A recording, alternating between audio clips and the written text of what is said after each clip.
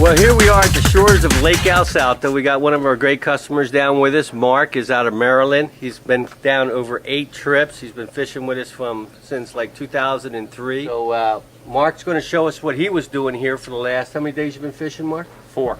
Did 4 full days. You and your buddy. Right.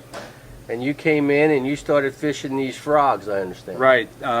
We usually fish poppars, but the fish seem to be in the flooded timber.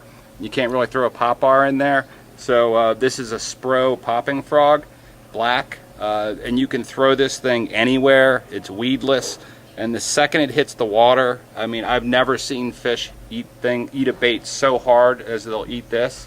They were eating in the middle of the day. Anytime we saw fish blowing up, we would throw this back in the timber, and we were just killing them on it. And you're popping it, how hard are you popping it? What's your real technique? Slow, fast? Pretty slow. I mean, a lot of times when you see them breaking, if you throw the frog to them, I mean, they'll eat it the second it hits the water.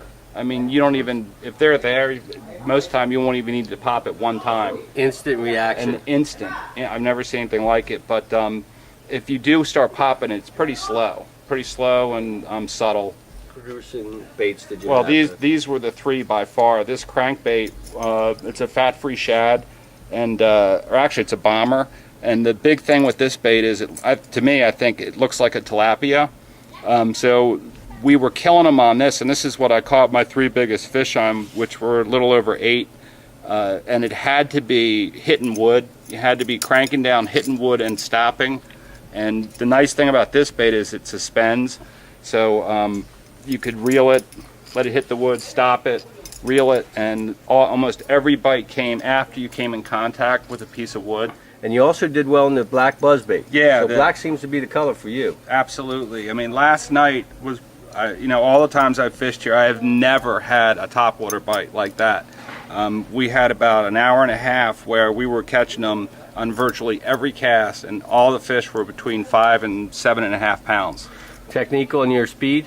You had to tell people how to fish it? Pretty fast. I mean, the thing was, we were fishing these in about 1 foot to 2 feet of water, and it was all on the points where, you know, it was basically just sandy points, and the fish were stacking up. When it was blowing real hard, it was blowing the bait across there, and just huge schools of 5 to 7 pound fish. As long as the wind was blowing, you were catching fish. When the wind quit blowing, they cut off. Oh, you had to, yeah, that's why. Had to have the wind. Right, it had to be in the afternoon, and the last couple hours of the day were by far the best. The bottom line, if you had to wrap up your numbers in 4 days, what were you averaging per day, would you say? I mean, we didn't average huge numbers per day. I would say, you know, 50 to 60 a day.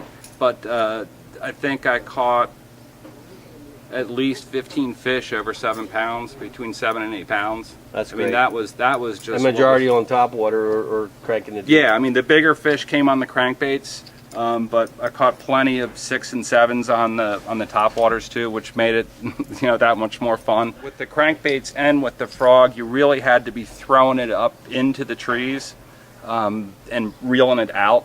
And that's where we were catching most of our fish, on the frogs and the crankbaits. Yeah, we're going in. It's going to start raining on us, which is good. And they closed the gates just in the last 2 days, so it should really turn on for the top water, and the fish should start bunching up in the trees. And I think we got some real good fish. We have fishing ahead of us. We only got 40 days left of season, but watch our reports and let's see if it turns on. Oh, I hate to leave. I could stay here for the next 40 days and be very happy. Well, we could definitely let you stay, but.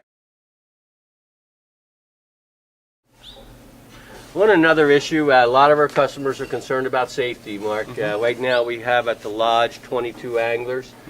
That issue is hurting us, and of course with the media, you know, we have no problems here at Lake El Salto. You've been to Mazatlan, you've been to the lake, you've been down 8 times.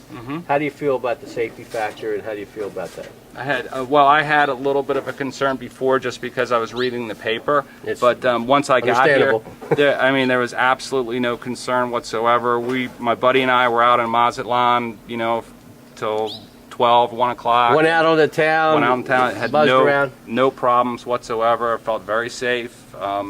I think it's really overblown, especially in Mazatlan. I know from what I know, the problems are all on the borders. And Exactly, yeah.